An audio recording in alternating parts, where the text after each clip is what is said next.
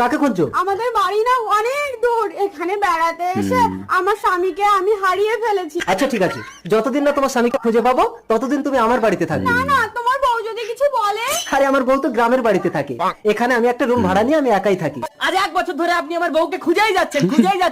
কি বলতে চাচ্ছিস? তোর বউকে আমি লুকিয়ে রেখেছি? না, স্যার, একটু তাড়াতাড়ি দেখবেন। ঠিক আছে, দেখবো, যা। ও পুলিশ, আজ 1 বছর হয়ে গেল, আমার স্বামীর কোনো সন্ধান পেলে?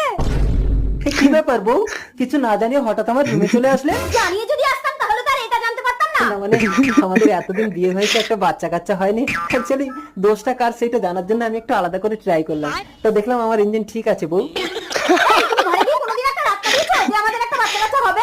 বউ, স্বামী এসে গেছে।